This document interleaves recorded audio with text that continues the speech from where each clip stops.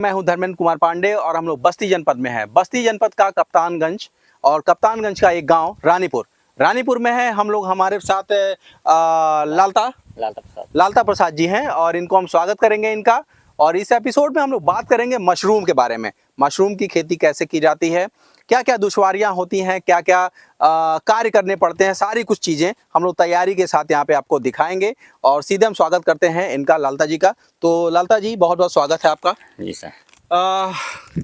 सबसे पहली बात ये कि जैसे लोग मजदूरी करने लगते हैं, कम पढ़े लिखे होते हैं, समस्याएं होती है, उनके पास विकल्प नहीं रहता है। हाँ, सबसे पहले आपकी पढ़ाई लिखाई की बात हम लोग कर लेते हैं। हाँ जी, बताइए। कितना पढ़ाई लिखाई आपने किया? हाई स्कूल जी। तो इस मशरूम के व्यवसाय में आप कब से आ गए?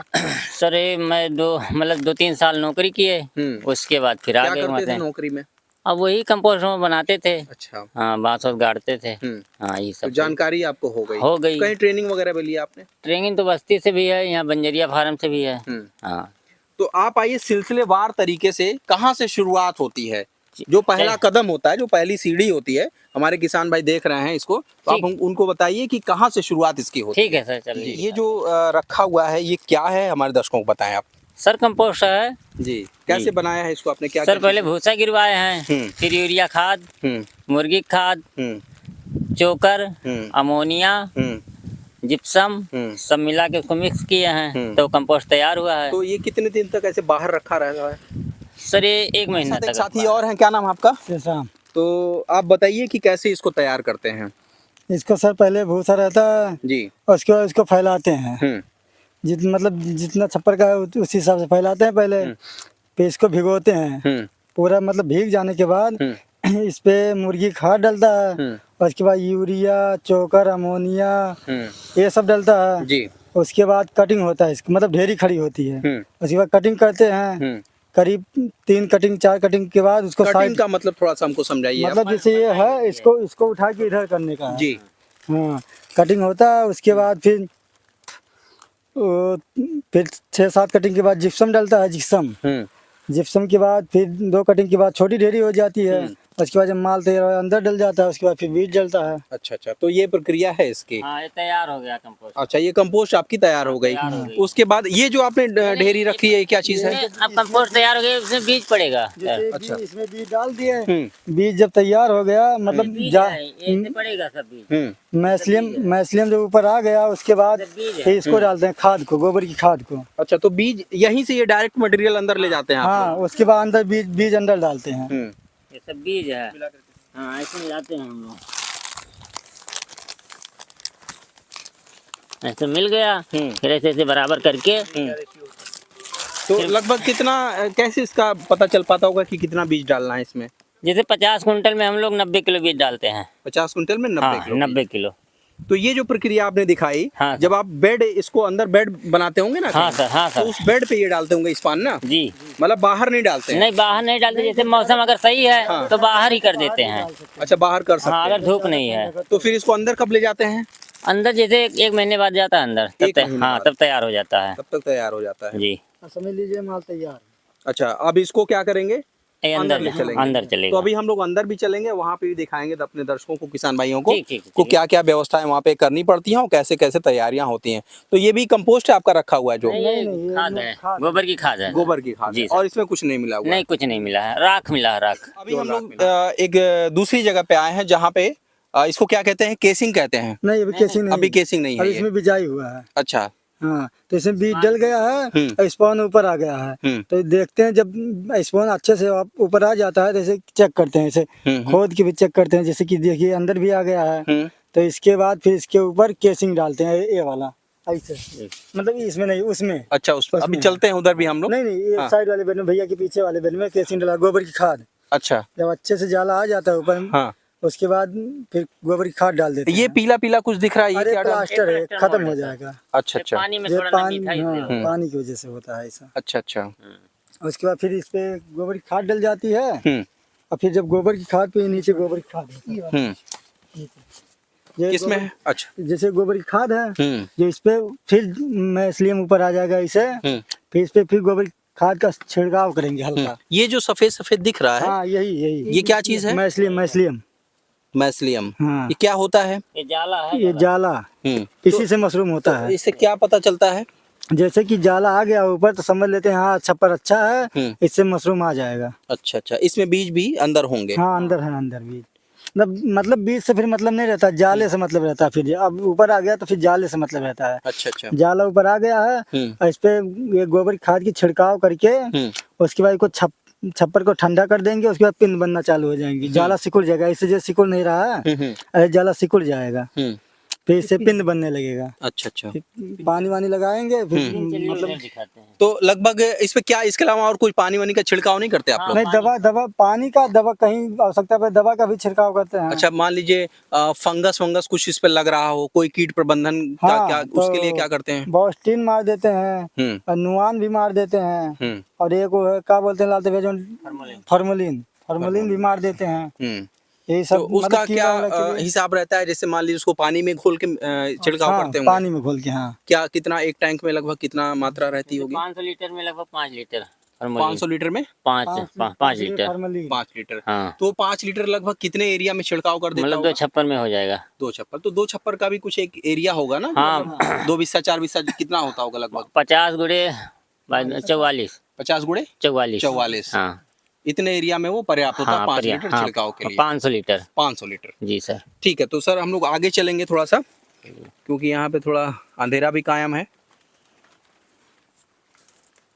तो जिन लोगों को ये लगता है कि खेती किसानी बहुत ही आसान काम है, और मशरूम आपके जीव को स्वाद तो बढ़िया देता है, लेकिन मुश्किलात भी हैं।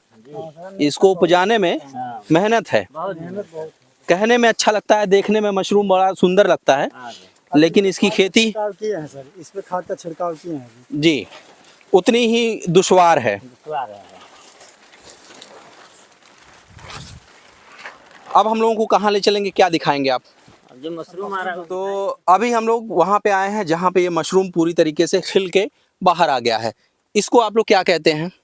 क्या सर, मशरूम कहते हैं? नहीं, मतलब ये जो व्यवस्था है आपकी हाँ सर। मचान वाली, हाँ मशरूम फार्म ही मतलब मेन यही है। हाँ मशरूम है ना?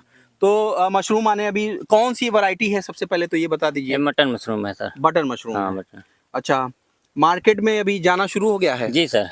क्या लगभग उपज कितनी आ रही है इसकी? सर उपज वही मतलब एक से मतलब एक फ्लैश में मतलब हाँ 5 कुंटल आ रहा है सर। 5 क्विंटल। हाँ जी। मार्केट तो इस समय बढ़िया होगा। हाँ लगन का भी सीजन शुरू हो गया जी है सर, और 150 रुपये किलो जा रहा है। सर्दियों ने दस्तक दे दिया है, तो व्यवस्था अच्छी हो गई होगी हाँ इसकी। सर। लेकिन थोड़ा सा तापमान दिन का जो है हाँ ज्यादा है वो सर। ज्यादा है। हाँ ज्यादा तो है इसका कुछ प्रभाव पड़ रहा है? हाँ सर, बहुत पड़ रहा है। इसमें रोग भी आ रहे हैं। अच्छा, हाँ तो कैसे प्रबंधन हो पा रहा है फिर? तो फिर इस हिसाब से देखा जाए तो दिक्कत आ रही होगी आप लोगों को पैदावार में? जी सर। जितनी होनी चाहिए उतनी नहीं हो रही सर। तो क्या कुछ करना पड़ रहा है इसके लिए? कुछ व्यवस्था बन पा रही है या फिर ऐसे ही चलने दे रहे हैं? अब सर ऐसे चलने दे रहे हैं। अब थोड़ा मौसम मतलब डाउन होगा, टेम्परेचर तब सही होगा कुछ। ये जो एरिया आप बता रहे हैं ये लगभग कितना होगा? ये 50 गुणे 44 का है सर। 50 गुणे 44। अगर हम लागत की बात करें तो कितनी बांस बल्लियां और ये जो ताना बाना आपको बुनना पड़ा है, इसको डार्क रूम बनाना पड़ा है, कितना लगभग खर्चा आ गया होगा इस एरिया में? सर 2 लाख। 2 लाख रुपए इस स्ट्रक्चर को खड़ा करने में आया होगा। इसके अलावा स्पान अलग से सब नहीं सर, सब कुछ लेकर, हाँ, सब कुछ लेकर, ये जो खाद वाद की व्यवस्था है सब कुछ लेकर, सब लेकर 2 लाख रुपए जी। एक झोपड़ी पे आपका ये हाँ, पड़ा हुआ नहीं है? 2 झोपड़ी का। 2 झोपड़ी का। हाँ। तो एक हिसाब से देखा जाए तो ठीक ही ठाक है जी सर। बहुत ज्यादा महंगा भी नहीं है, नहीं महंगा और बहुत है। सस्ता भी नहीं, बहुत सस्ता भी नहीं है। तो अच्छा एक चीज और आप हमको बताइए कि इसके बीज वगैरह आपने कहाँ से प्राप्त किए? सोनीपत से सर। सोनीपत से। जी। तो जाना पड़ा था आपको लाने नहीं, की? फोन कर दिए, अकाउंट में पैसे लगा दिए, चला आया बस से। चला आया। जी। तो क्या आसपास बीज की व्यवस्था नहीं थी? है व्यवस्था, थोड़ा उतना दे नहीं पाते हैं जितना बीज लगती है। हाँ। आपने कितना लगभग बीज मंगवाया था? जैसे सर ये 2 प्लांट में मतलब 1 कुंटल 80 किलो लगता है। 2 प्लांट में? हाँ 2 प्लांट मतलब में। एरिया के हिसाब से होगा हाँ ना? एरिया के 50 गुणे 44 में 2 मतलब 1 कुंटल 80 किलो। तो लगभग कितने का बीज पड़ गया होगा आपका? अब सर वही 20-22 हजार का पड़ गया। 20-22 हजार का जी। लागत लगाने के बाद एक चीज और आपसे अहम जानकारी हम लेना चाहेंगे कि जैसे ये जो कंपोस्ट आपने लगाया था, हाँ सर। तो इसको लगाने के बाद क्या इसको बदल देना पड़ता है कुछ दिनों के बाद, फिर नहीं, यही नहीं, चलता सर, है? ऐसा चलता है मार्च तक। मार्च तक चलता हाँ, है। मार्च तक। और कब इसको इसका उचित समय हमारे दर्शकों को, हमारे किसान भाइयों को बताएं जैसे कि सर कब तैयारी शुरू कर देनी चाहिए? 15 अगस्त से चालू हो जाता है काम। 15 अगस्त से आप लोग कंपोस्ट वगैरह तैयार हाँ, करना? 15 अगस्त से कंपोस्ट बनता है। उसके बाद 15 नवंबर तक मशरूम आ जाता है। 15 नवंबर तक। हाँ, तो इस बार कुछ लेट हुआ है क्या मशरूम? थोड़ा सर टेम्परेचर की वजह से लेट हुआ है। हाँ, मतलब गर्म तापमान इसको हाँ, दिक्कत करेगा, दिक्कत करता है। और ठंडक जितनी ही रहेगी। हाँ, उतना सही है। अच्छा, ये डार्क रूम जो है इसका क्या मसला है? एकदम अंधेरा जो रखता है यहाँ पे। सर इसमें मतलब हवा नहीं लगना चाहिए ना, ये सफेद है, काला हो जाएगा।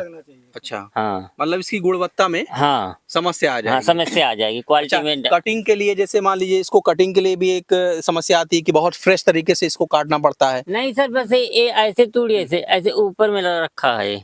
अच्छा, बस ऐसे घुमा के तोड़ हाँ, देते हैं। बस घुमा के कुछ तोड़ लेते हैं, बाहर जाके इसको काट देते हैं। अच्छा अच्छा, हाँ, मतलब अलग से कुछ कटिंग करने की नहीं, जरूरत कुछ नहीं कटिंग करने का, उसके बाद पानी में धुल देते हैं। तो ये आप ही लोग तोड़ रहे हैं या फिर किसी को आपने नहीं, हम रखा ही है? लोग तोड़ रहे हैं सर। आप ही लोग। हाँ, तो ये जो साथ में साथी हैं आप लोगों के, ये सब लोग मदद करते हैं ना। सब लोग यहीं के हैं? हाँ, यहीं के हैं। अच्छा अच्छा, हाँ, कितने लोगों को लगभग रोजगार दे पा रहे हैं आप इस अब व्यवसाय होंगे से? 5-6 लोग। 5-6 लोग। जी सर। तो मामला पूरा ठीक ठाक चल रहा है हाँ, अभी? ठीक ठाक चल रहा है सर। तो एवरेज कितना अभी एक दिन में निकल जा रहा है या 2 दिन, जितने भी निकल रहे हों? 1 कुंटल का जा रहा इसको है। बेचने के बाद जो आपको मुनाफा मिल पा रहा है, जी सर। लगभग कितना मुनाफा आप कमा ले रहे हैं इससे? सर दूना हो रहा है। दुगना मुनाफा कमा रहे जी। हैं? तो जैसे आपके साथी लोग हैं, इनको भी कुछ सैलरी वैलरी देनी पड़ती है? हाँ, तो वही सब काट ट्रांसपोर्ट के। का देना पड़ता होगा? हाँ, तो 1 लाख सर बच जाता है। 1 लाख बचा ले हाँ, रहे हैं। 1 लाख बच रहा है। तो ये माना जाए कि मशरूम का जो व्यवसाय है, जी सर। ये एक अच्छा व्यवसाय माना जा सकता है हाँ, आज के समय में। हाँ, माना डिमांड जाता है पूरी मार्केट में। डिमांड है। हम लोग मशरूम हटा नहीं पाते हैं। अच्छा, इतनी डिमांड है? हाँ, इतनी डिमांड है। तो बाहर से भी मशरूम फिर मंगाना पड़ जाता होगा लोगों जी, को? जी सर, मंगा लेते हैं। तो अभी आप हमारे हाथ में जो पैकेट देख रहे हैं, मशरूम ऐसे ही पैक हो रहा है यहाँ पे, इसकी पैकेजिंग, और ये देख रहे हैं कि कितना फ्रेश चमकता हुआ मशरूम है। फाइनली हम लोग इस एपिसोड को अब यहाँ पे वाइंड अप करेंगे और उम्मीद करेंगे कि आप किसान भाइयों की जो बातें थी इसमें कवर हो गई होंगी कि कैसे तैयारी करें, कब तैयारी करें, मशरूम कौन सा था, बटन मशरूम था, ये भी आपको हम बता दें, लागत कितनी आनी है, और जो इसके व्यवसायी हैं उनको भी हमने इस एपिसोड में शामिल किया, उनसे ढेर सारी चीज़ें समझी मशरूम की खेती के बारे में। तो लालता जी, चलते चलते एक बार फिर से आपका धन्यवाद। हाँ। और आपने जो है एक उद्यम शुरू किया है और तमाम युवाओं को भी रोजगार दिया है, और हम उम्मीद करते हैं इसी तरह से आप खेती किसानी करते रहेंगे और लोगों के मुंह का जो जायका है उसको बढ़ाते रहेंगे। हम लोग ऐसी ही खेती किसानी की बातें आप तक लेकर आते रहेंगे, तब तक के लिए हमारे साथ बने रहिए। धन्यवाद।